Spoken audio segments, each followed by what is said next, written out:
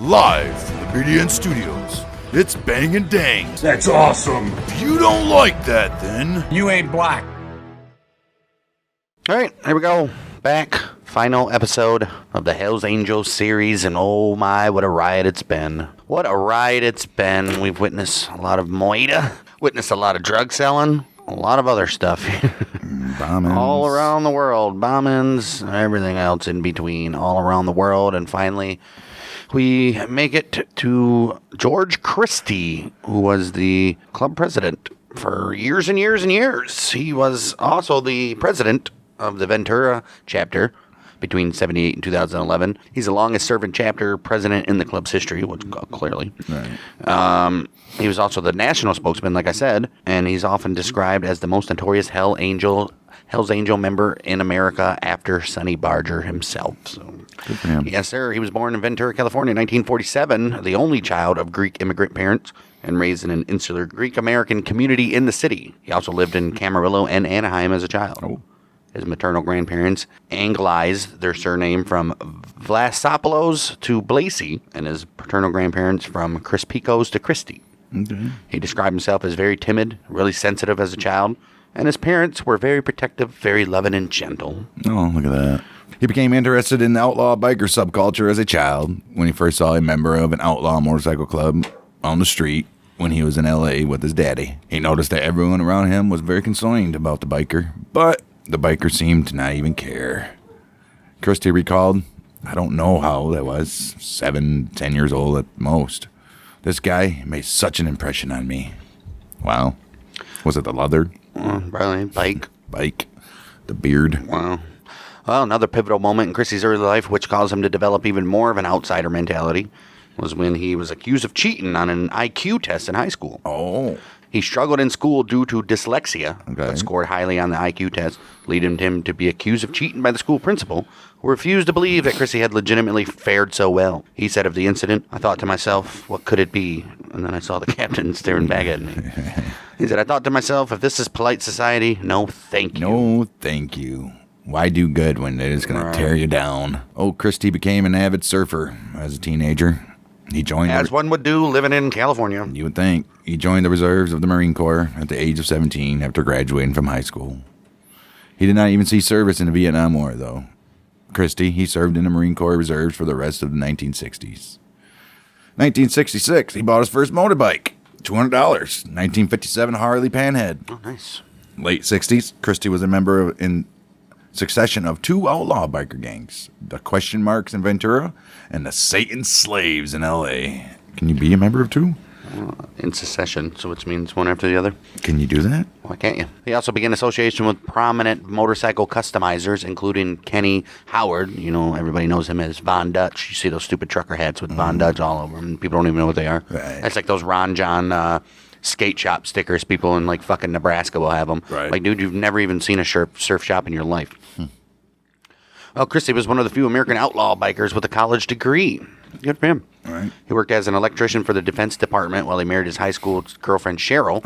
And she immigrated to Ventura County from Newmarket, Ontario in 1961. Shit, that's a long ways to go. They had 2 children, George Christie III and Mariah Christie. 1975, Christie joined the Angels as a prospect, and in 1976, he was initiated as a full patch member.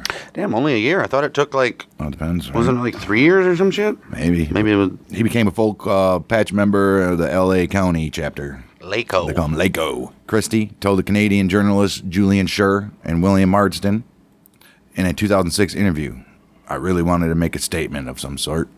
It really wasn't the thought of criminality. It was more an interest to rebel. It was a commitment.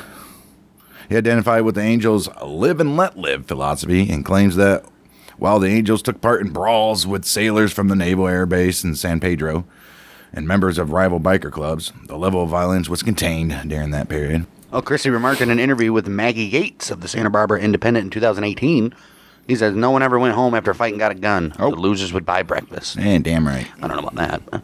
Unlike some other members of the Angels, Christie was married with children, and would typically carry out club duties at night on the weekends, and on the weekend. Fantastic. Reflecting on this in an interview with KNPR in 2018, he said, I was accepted for who I was, what I was. There was a lot of brotherhood back then. Damn right there was. Yeah, you're going to see a lot of reflecting on this in an interview with so-and-so because he's all over the place media-wise nowadays. Right. Christie went on to say it was all based on brotherhood and motorcycles back then. 6 months after becoming a full-fledged member of the LATCO charter, which was initially based in Glendale before relocating to North Hollywood, he was elected the chapter's president, succeeding old man John Noble. The culture within the Angels began to change shortly after Christie joined the club, however, when the Angels in Southern California came in conflict with the Mongols. Those damn Mongols. Mm-hmm. Well, he was one of 9 Hells Angels members who were involved in a mass brawl with a large group of Mongols at a motorcycle swap meet in Anaheim on the 11th of March, 1977, which is the first skirmish in the feud. Despite being heavily outnumbered, the Angels were able to leave a number of Mongols seriously injured before escaping convergent police. Shortly after, the Mongols began wearing a patch on their biker colors reading California.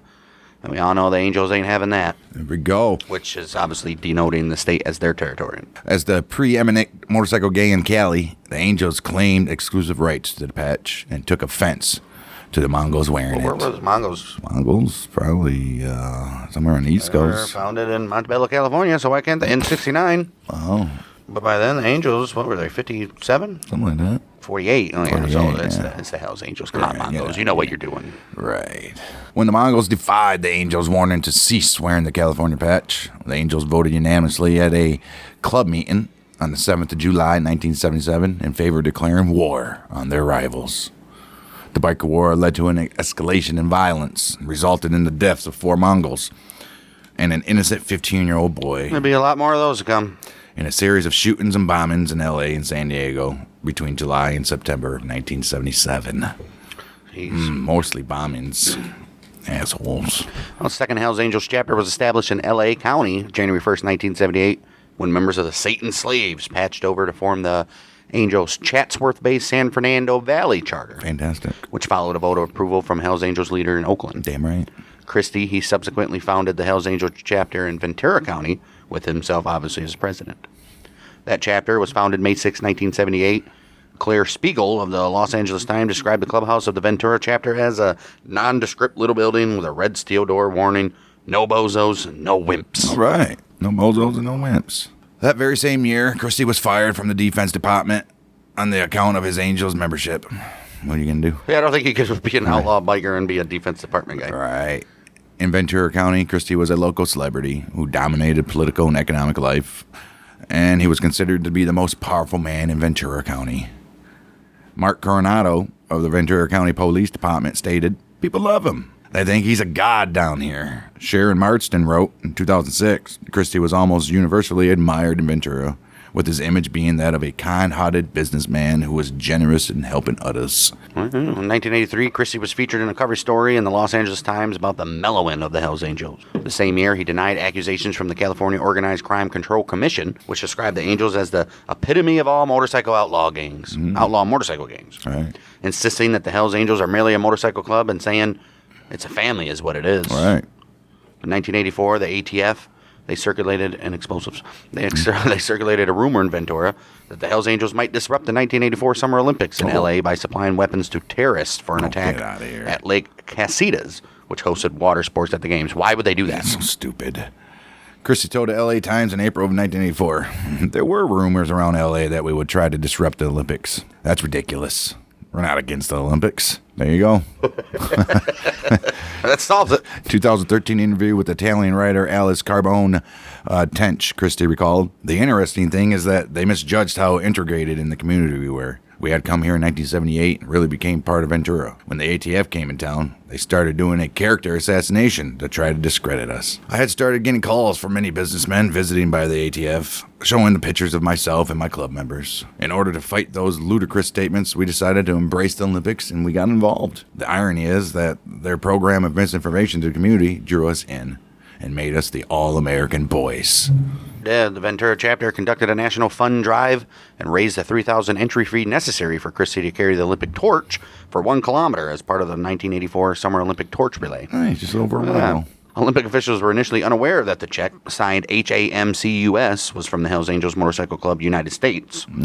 July 20th, 1984, Christie carried the torch through Oxnard during the opening rituals for the LA Olympics. Look at that, dude. They had a little outlaw biker guy. I didn't even know it. Fantastic. He was cheered on by hordes of members of the Angels, crucifiers, and heathen motorcycle clubs as he arrived with the torch in a remote pea field outside of Point Mogo in Ventura County, in a culmination of 15,000 miles cross-country relay. Wow. Christie donated $3,000 raised by the Angels to the Special Olympics and designated the funds for a Special Olympics chapter in Pottstown, Pennsylvania. When the donation failed to reach Pottstown, Christie made dozens of phone calls from a payphone in Ventura Hells Angels clubhouse to Eunice Kennedy Shriver, the chairwoman of the board of the Special Olympics, to inquire about the location of the funds. Like, what happened here? What the hell? She corresponded by letter with Christie, informing him of a long-standing policy under which funds are distributed on a 50-50 basis between the Special Olympics headquarters in Washington and state chapters, rather than directly to the local program. Oh, that's bullshit. That's bullshit. June 11, 1985, Christie filed a lawsuit in L.A. County Superior Court against the Los Angeles Olympic Organizing Committee and Special Olympics, Inc. in an effort to have the Hells Angels donation given directly to Pottstown. Oh. Each page of the suit was stamped with a seal bearing the Hells Angels Death Head logo. The complaint was dismissed. They're like, no, dude. Yeah. In the 90s and 2000s, Christie was generally considered to be the second most powerful angel in the United States, and to be the right-hand man of the Angel International president, Sonny Barger. After Barger lost his voice due to throat cancer, Christie became the public face of the Hells Angels. In 1986, the FBI launched a sting operation against Christie, assigning Michael Mulhern, they call him Slim. He was a senior Mexican Mafia member and FBI informant. They wanted him to make Christie an offer to have the Mexican Mafia kill Thomas Arthur Cheney, who was a former Ventura Hells Angel, who had cooperated with the government and provided federal authorities information on the Hells Angels' drug dealing activities. Why? Okay. Cheney, he was in prison at the Federal Correctional Institute, Stafford, Arizona at the time. Beginning in August 86, Mulhern covertly recorded a number of conversations he had with Christie and another Hells Angel, Daniel Joe Fabricant. Christie allegedly offered Mulhern $500 in cash, plus a 1973 Pontiac automobile to arrange the killing of Cheney. GTO, probably? Wow. The FBI faked Cheney's murder in September 1986, and a note was subsequently sent to the Ventura Hells Angels clubhouse reading, "The bodywork has been taken care of." Later that very month, on the 25th of September, 1986, Christie visited Mulhern at a motel room in Ventura and paid him with an envelope containing five $100 bills and the title to a car. Why is the president of a club going and doing this? Wow. Christie was recorded by Mulhern talking about hiring Mulhern to kill Cheney. The transcript recorded Christie as saying, "I'd do it myself if he were here." A wiretap also recorded Christie as saying to Mulhern, "I'm sure like in a week or so, everything will be mellowed out again, and I got something else that will be real easy for you." Coronado commented about the sting operation. That's the sheriff guy, I think. George just felt that something wasn't right. He's no dummy. After stepping onto the balcony to ponder what to do, Christie came back into the hotel room to ask Mulhern to return the money, saying, "Hey, Mike, let me have that envelope, all right?" Oh, shit. Oh, wow. The dude is probably all skibbity and fucking acting crazy. Damn. Well, the FBI then stormed into the motel room to arrest Christie on charges of conspiracy to commit murder. Christie insists he was the victim of entrapment. Technically. With the money being used to pay off an old debt, not payment for a murder. The day after his arrest, Christie was ordered to be held without bail pending trial. He and Fabricant, they were each indicted by a federal grand jury on one count of conspiracy to murder and one count of solicitation to murder. That happened on the 6th of October, 1986. Christie recalled, "At my first court appearance, when they said the United States of America versus George Christie, it sends a little shiver down your spine. The most powerful country in the world, and you're up against them." Christie and Fabricant went on trial in L.A. in an L.A. court beginning in April of 87. While prosecutors described the case against the defendants as a straight case of murder for hire, very simple, very clean, Christie's defense attorney, Barry Tarlow, he contended that the charges against his client were a retribution by authorities against Christie, who had no criminal record, but used the national media attention he had accrued during the 84 Olympic torch relay. He used that attention to accuse law enforcement of harassment against the Hells Angels. Yeah, I'm sure they were. Yeah, right. Tarlow put Mulhern on trial, in a sense, as he attacked his character.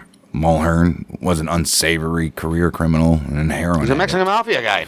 Christie's lawyer portrayed him to the jury as a man willing to tell any lie to gain money to support his substance abuse.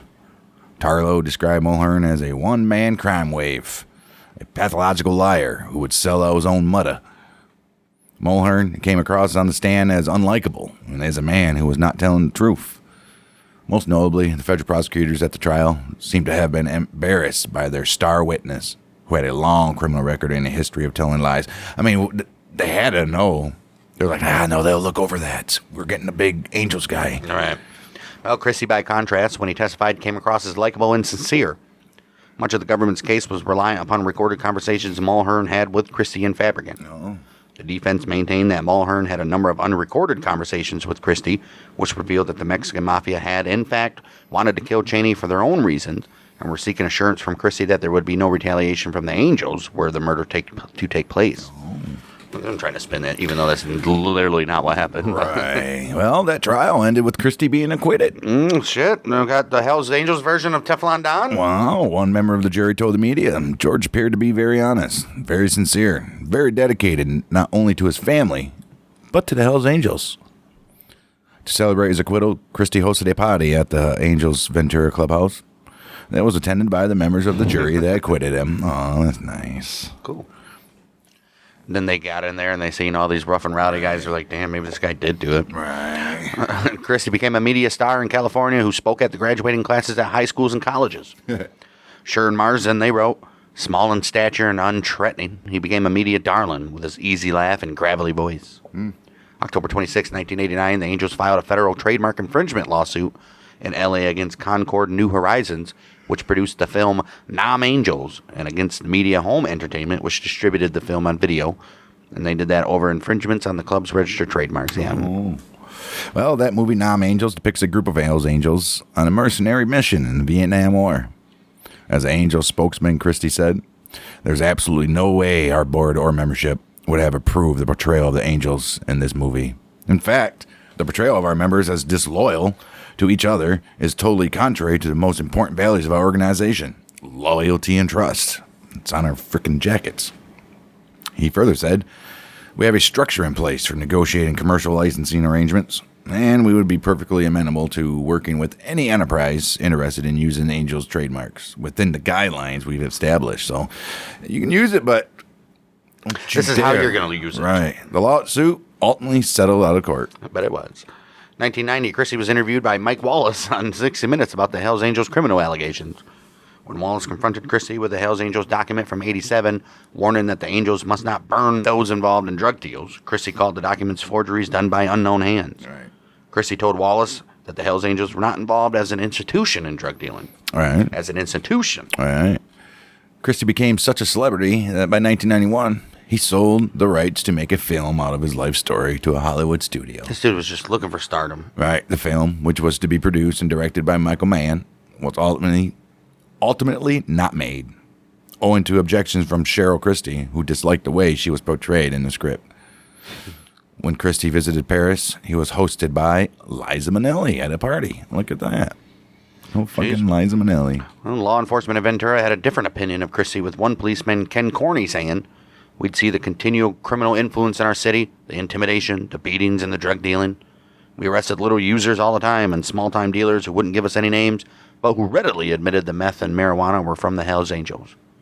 In 1991, the police chief of Ventura County, Richard Thomas, said of the Angels, they've taken the position right from the start that if they don't screw up in Ventura very much, there'll be no reason for police to hassle them. And that has pretty much been the case. The Hells Angels locally have been involved in very few provable criminal incidents. Right. I mean, come on. You gotta be smart about it.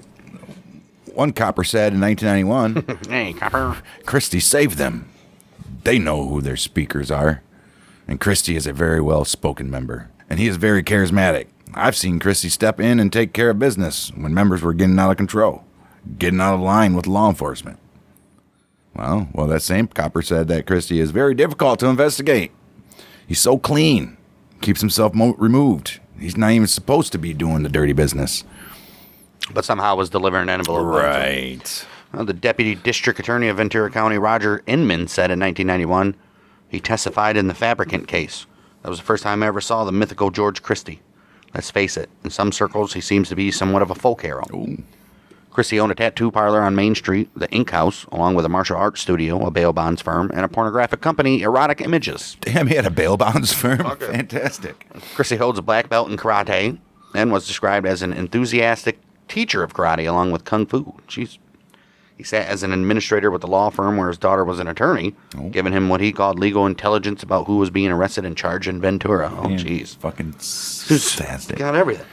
1994, Christie sponsored his 18-year-old son, George Christie III, into his chapter as a full patch member, even though Angels records state that a member must be 21 years old to join. Christie told Sharon Marsden, well, he must have had an ID that said he was 21. What's up, the fucking boss? I do what I want. Right. Christie was concerned about the image of the Angels as a bunch of old, pot-bellied men and stated that my agenda is moving the Angels forward into this next century, young. Well, Christie's son was a member of the Pierpont Rats. It was a group of rich little white kids, as one policeman put it, who spent their time surfing and skateboarding. Fantastic. A number of Pierpont Rats followed Christie's son into the Hells Angels. We don't know his name. One policeman, John Castellanos, he stated, suddenly our street gang members are hanging around with George. They'd never been on motorcycles. I thought maybe George was going through a midlife crisis because these guys brought the cute girls from the beach. Oh. Well, he's got to have a little eye candy there because sometimes those biker chicks, they ain't too much to look at. I mean, 30 years of smoking and drinking, they don't do too kind to them. The old lady, that's what they call them now. I just turned 25. What? Bet you look like you're 40. At that very time, Christie was in the middle of a divorce with his wife, Cheryl. Oh. And he told Sharon Marsden, did I have an attraction to young women? Consciously, no, but you think I'm reaching the end of the road here. And suddenly you got these young, good-looking women who think you're pretty good. Oh, dude, he probably fucked so many of them. Well, Castellano stated he was throwing parties for all these kids. It was ludicrous. Young girls were going in and out of there. That's the Ventura clubhouse. Christie married a 22-year-old university student, Nikki Nicoletto, whom he met at one of his parties. Oh, Nikki Nicoletto. Nikki Nicoletto. Why does it say Christie feels so fucking stupid? Well, Christie's son recruited much of the younger friends into the Hells Angels. The recruitment of young men who dressed in a skateboard style, wore their baseball caps backwards, listened to rap and hip-hop, and had a punk attitude led to complaints from older Hells Angels.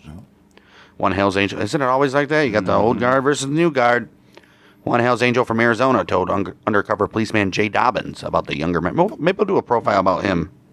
Jay Dobbins? He infiltrated the Hells Angels in Arizona. Yeah. He's all over fucking YouTube, too. Right. He told him about the younger members of the Ventura County chapter. That's fucking bullshit. These guys are a fucking embarrassment. Wow. Corney stated the nucleus of the club George had formed was spinning out of control. He had very different types of people in that club. Different goals, different ways of looking at things. He had splintered his own club, he did. Wow. A police report dated 18th April 1997 declared several new trends, including the use of street gangs in the scale of meth, the extortion of businesses in the city of Ventura, and money laundering through businesses owned and operated by members and associates. Recent intel indicates a power struggle will ensure when Sonny Barger dies and George Christie continues to be the main man on the West Coast. It is believed that George Christie and the current president of the Oakland chapter will vie for the top position as national president. In 1998, to celebrate the semi-centennial of the founding of the Angels in 1948, Christie hosted the Hells Angels World Run in Ventura, which was a significant honor within the group. More than 100 Angels from the United States, Australia, New Zealand, Canada, and Europe attended the Jubilee celebrations. Christie hosting the Golden Jubilee celebrations was widely taken as a sign that he was indeed the successor to Barger. Damn right. Corney stated, we were well on our way to becoming the HA hub for the world, or at least the U.S. He was the Al Capone of the city. Damn. When Sharon Marsden informed Christie about the claim that he was the Al Capone of Ventura, he replied, how do I respond? I take it as a compliment. I bet you do. In 1998, the Ventura County Reporter newspaper, in its annual list of the top 10 movers and shakers of Ventura, placed Christie at the number 1 on the list. He's a mover and a shaker. Newspaper wrote, colorful, well-spoken individual, ever articulate. Christie brings an undeniable sense of character to Ventura. Spring of 1998, a group of teenagers who were friends with the younger Hells Angels founded a gang known as the Outfit. Oh. Christie insists that there was no connection between himself and the Outfit, but his son was one of the leaders of the Outfit. Oh, man. One policeman, Monty Polito, he noticed that in the spring of 1998, he said, on one of the side streets near the school, I would see a couple of full-patch Hells Angels sitting on their bikes after school. They'd be talking to a couple kids. Hey, man, you gotta bring them. I gotta recruit young, I guess. At that very same time, the police noted that Vicodin, which was a painkiller, it is still, is known for being very addictive, that had become very popular in high school students. Bet it did. Outfit wore as a sort of uniform, clothing that was colored red and white, which was the colors of the Angels. and many members had the phone numbers of the Angels listed in their cell phones. Members of the outfit performed chores for the Angels, served as their spies, watching movements of the police. One member of the outfit, in an email to another, he wrote, "Do you ever see George Christie in jail? That's because he runs his shit right. What I'm seeing and hearing is that our shit is known. We are targets for the police." So you write an email. Right. He's so stupid because he runs his shit right. I don't, but... At the same time, Christie was the subject of an investigation into tax evasion. Oh, you are the Al Capone and money laundering. Rico! With the charge being made that the Ink House was a front for money laundering. Oh, fuck. Christie had been the subject of a joint federal state-county task force, which involved the Bureau of Alcohol, Tobacco, Firearms, and the District Attorney's Office of Ventura County, the California Highway Patrol, the IRS, the Ventura County Police Department, the Secret Service, shit. and the Ventura County Sheriff's Office. Damn. District Attorney of Ventura, Michael Bradbury, gave orders to have Christie prosecuted whatever it takes. Oh, wow, one of those guys, huh? And assigned a new team led by Jeffrey Bennett and Mark Pekowitz for that task. 18th of May, 1998, the Popo raided the Ink House, Christie's home, in the house of Christie's ex-wife, Cheryl, who served as an accountant for the Ventura chapter. Still? Found inside the Ink House, 1,393 pills of Vicodin, 12 Vicodin pills at Christie's house, and at Cheryl Christie's house as well. 23 bottles with 500 Vicodin pills each, and 28 bottles with 100 pills each. That was at Christie's house. That was at Cheryl Christie's house. Right. He had only 12. Damn, she had 23 bottles with 500 Vicodin pills in it each. Fuck. And 28 with 100 pills each. Damn. At that time, the Vicodin addiction had become a serious problem with Ventura teenagers, with many high school students taking as many as 24 pills per day. Damn. All right. A number of outfit members were arrested at the time for selling the Vicodin, which led the police to suspect there was a link between Christie and the outfit. The police discovered, via the serial numbers on their lids, that the Vicodin pills found on the Christie properties and at the Ink House were manufactured for the United States Air Force and had been stolen by an Air Force pharmacy clerk, Joshua Adams. Oh, shit. Who was selling them on the black market to a Hells Angels associate, Rogelio Botello. Damn. Damn. Well, Adams stole over 700,000 pills from the pharmacy at the Air Force base. Which begs the question, why is the Army needing so many Vicodins? Right, that they don't even notice 700,000 pills gone. Holy shit. The police put Botello and Adams under investigation. October 98, Botello recorded by a police wiretap saying that the Angels were the only source of Vicodin in California and that the price for Vicodin was $700 per bottle. One Angels of the Ventura chapter, Kenny Collins, he was recorded as saying that the Angels controlled the market for Vicodin and meth in Ventura County, so we got it all. Well, when Barger moved to Arizona in October 1998, Christie reportedly took over the daily operations of the Hells Angels in California. Early 1999, he played a key role in negotiating the end of the long-standing biker war that the Angels had been in with the Outlaws ever since 1969. March of 99, he received a delegation of Outlaws at the Ventura County Clubhouse for peace talks. An indictment filed by the Ventura County District Attorney stated that the Angels sold Vicodin and Valium to the outfit between June of 97 and January 99 with the intention to sell and distribute to minors. All right. That very same indictment alleged that a member of the outfit celebrated his birthday at the Angels Clubhouse, an allegation that Christie denies. Christie stated, "I find that is a vague and broad statement. Did we get a kick for him? I don't even know who this kid is. I couldn't pick him out of a crowd." However, Christie does admit that teenagers regularly attended parties at his clubhouse. Photographs seized by the Popo showed a number of teenage girls wearing tight shorts and T-shirts drinking at parties. At parties at the Ventura Clubhouse. Jeez. Christie placed a sign on the wall of the clubhouse, which was apparently intended for his teenage guests, which gave a message to the effect that whatever happened in the clubhouse stays in the clubhouse. Right. About the allegation that his chapter was selling drugs to teenagers via the outfit, he stated, "I don't care about respectability, but I command respect. How can you respect a man who sells drugs to kids?" Ooh. Christie admits that he knew Botello, but not very well at all. Oh, okay. Oh, about the Vicodin pills seized in his house on the 18th of May, 1998, Christie states that the pills were only for his use, and not for sale at all. I mean, he's got a claim there. He only had 12. Concerning the 25,000, right? Well, no, let's get to the 25,000. Right. Concerning 25,000 Vicodin pills seized at his ex-wife's house, he stated, "I'm not a foolish man. I would not make a statement that those are for personal use." As for Vicodin pills seized at the Ink House, Christie stated, "They never found my prints. My prints are on nothing." When Sharon Marston asked Christie why the pills at the Ink House were found in a locked office, which he had a key for, he replied, "I do have a key. I wasn't involved. but it came back to bite me. I would assume he has a key to his own tattoo parlor's door. Right. Raids on May 18, 1998 were ordered by Michael Bradbury, who was the DA for Ventura County, without consulting federal agencies. Oh, shit. Remember, they're on this thing together. Schur and Marsden stated that Bradbury wanted the glory of convicting Christie for himself, and the raids caused the collapse of the task force as the federal agencies pulled out in protest against the DA who did not want to cooperate. Oh, yeah, they don't even care who you're going for. They're like, Right. You know what? We got other things we can do.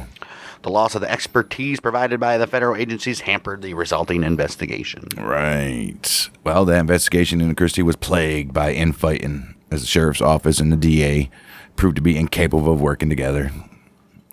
It's like the Army and the Navy in a Civil War.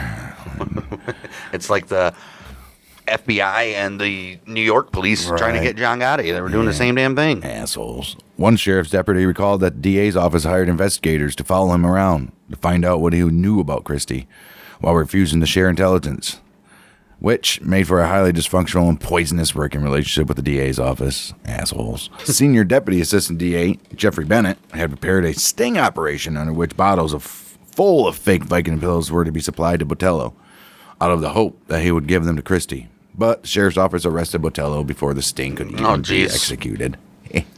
The sheriff's office were able to pressure one member of the Ventura chapter, though, whose name was Paul Wilson, to turn state's evidence in exchange for a lighter sentence after he was arrested for drug possession.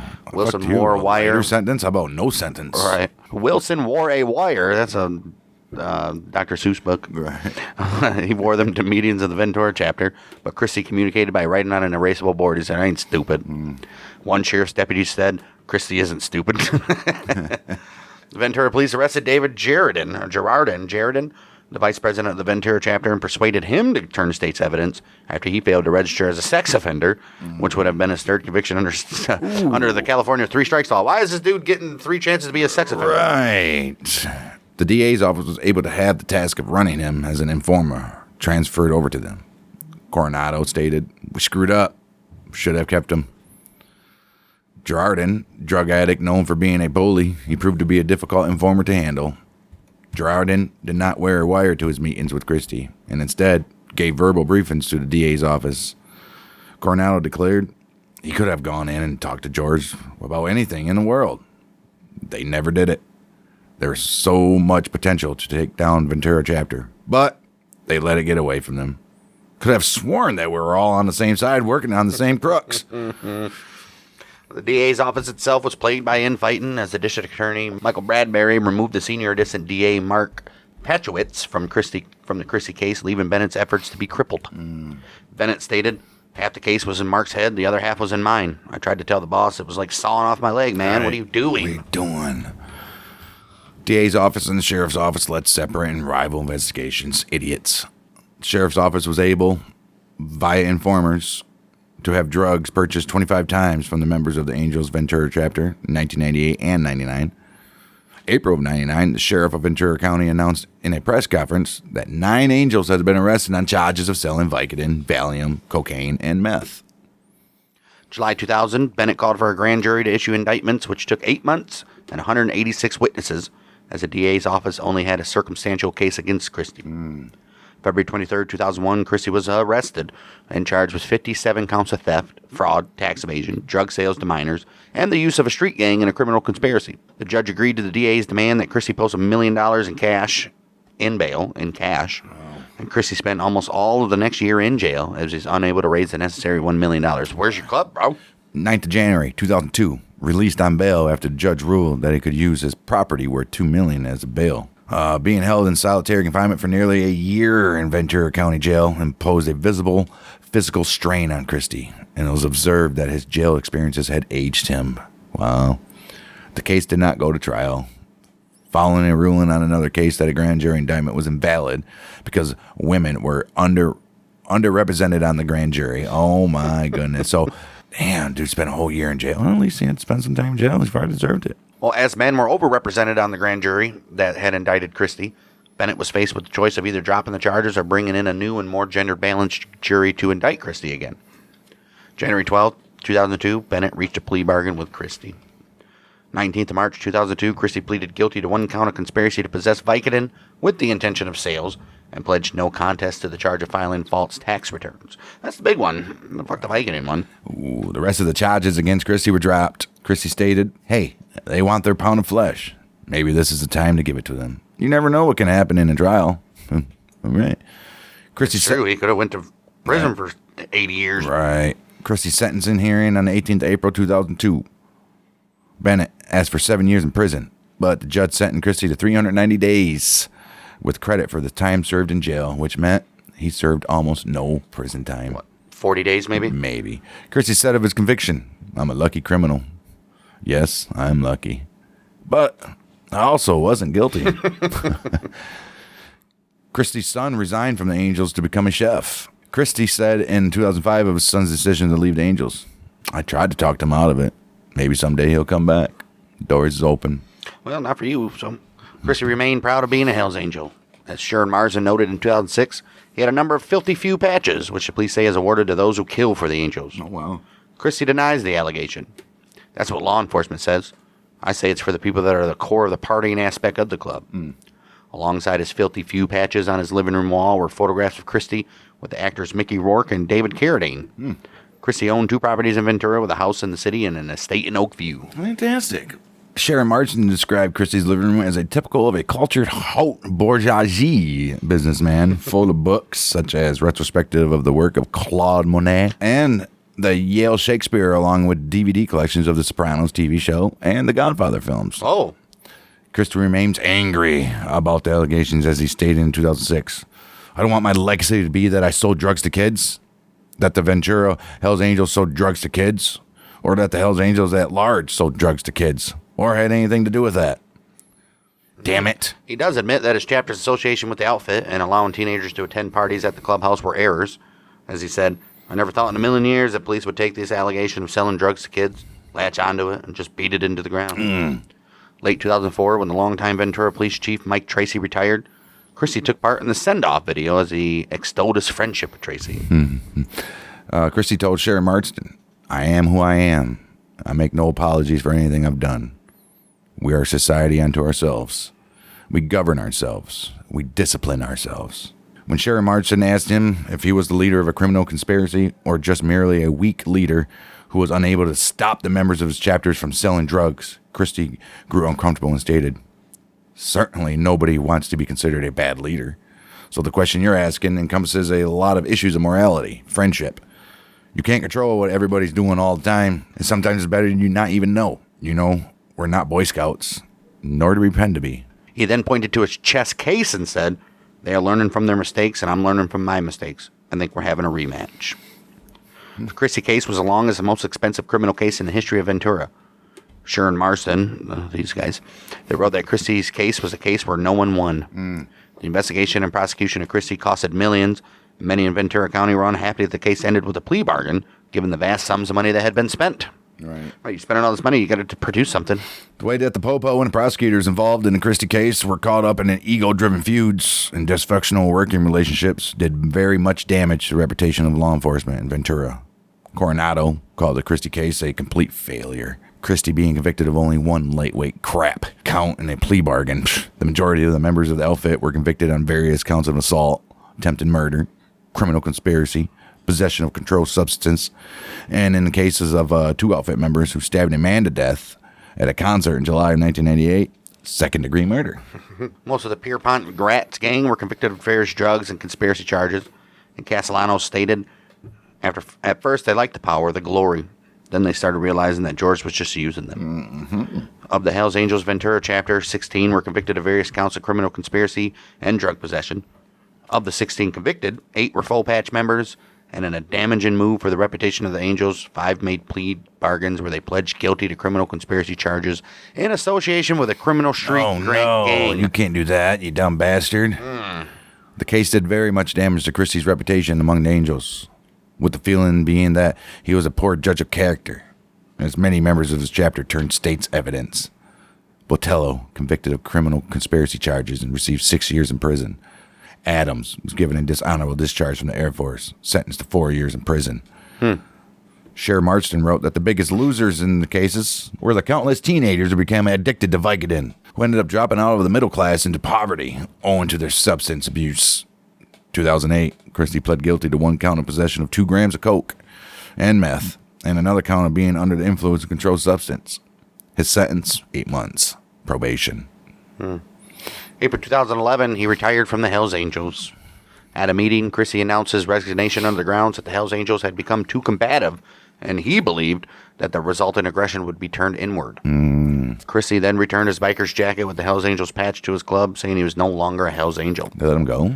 Scott Sutton, the current president of the Ventura County chapter, he claimed in 2015 that Christie retired because he was on the brink of being expelled, as he accused him of an abuse of power. Oh. Because Barger didn't like him. Right. Barger placed Christie in a state of disgrace as being out bad. Barger banned all Hells Angels from having any social contact with Christie. Christie states that he is not in fear of his life, but he's concerned about his break with Angels. August 2011, Christie was arrested on charges of ordering the bombings of 2 tattoo shops in 2007. Christie was accused of ordering the bombings of Scratch the Surface and Twisted Ink tattoo shops, which were competing with the Ink House. Well, at that time of his arrest, Christie was the subject of a documentary being filmed by a British filmmaker, Nick Mead, entitled American Ride, which continued to be filmed after his arrest by the FBI. Well, the trial for that began in January 2013, but on the second day of the trial, a plea bargain was struck where Christie pleaded guilty to one of the charges in exchange for the other 7 being dropped. Wow. He pled guilty to 1 count of conspiracy to interfere with commerce. No. September 2013, he was sentenced to 10 months in prison. He served his sentence at the Federal Correctional Institution in La Tuna in Texas. Documentary about Christie by Mead was released in 2013 under the title The Last American Outlaw. Fantastic. August. And then this is where he starts going on a media run. Happens. August 2015, Christie hosted a television show, Outlaw Chronicles, about his life on the History Channel. I've seen a few episodes, not bad. September 2016, he published a memoir, Exile on Front Street, that attacked Barger, whom he portrayed as an abusive husband and a father who beat his wife and children. Christie also accused Barger of calling the Popo for help when faced with difficulties, and I think he did, which was a violation of the Outlaw Biker Code. Wow. Well, that memoir was described in a review as offering a near mythic portrayal of the outlaw biker lifestyle that, while amusing, downplayed the criminal allegations against him. Of course it would. Right, yeah. 2018, Christie started a one-man play called Outlaw that was based on Exile on Front Street. At present time, Christie lives with his wife, Nikki, in Ojai. Damn, and, still with the 22-year-old, huh? I believe, well, she's 40 not something now. I believe he has a YouTube channel. Probably. If I'm not mistaken. He does. It's just called George Christie. You search George Christie, and it's the very first one that comes up. He's only got 16,000 subscribers, so he must not do much. I mean, he posted something yesterday. How's he only got 16,000 subscribers? I guess, I mean, he's got views, so good for him. Yeah, if you guys want to go check him out, George Christie. He's a big old guy. Oh, look, he meets with the J. Dobbins guy. Cool. Anyways, yeah, so that's that. And that's the end of the Hells Angels for us in this series. Debating on continuing this motorcycle club stuff and going to the Outlaws after this. Figure might as well, right? Sure. I don't think there's really not much out there on the Outlaws as much as there's on the Angels. So maybe we'll do that. I don't know. We'll see. I guess we'll see when the second week of next month comes out. But other than that, I mean, Hells Angels done, over with. Look at us wrapping up series and stuff. But have no fear. Our remastered series is up and running and not stopping anytime soon, because next week it's going to be the 3rd episode of Wide Earp, and we're going to be looking at this Vendetta ride. So he's pissed. He is pissed. And then obviously we'll end it with some type of serial killer for the new month and year of 2025. So we'll see you then for Wide Earp. Mother Michiganders with. Bang, bang.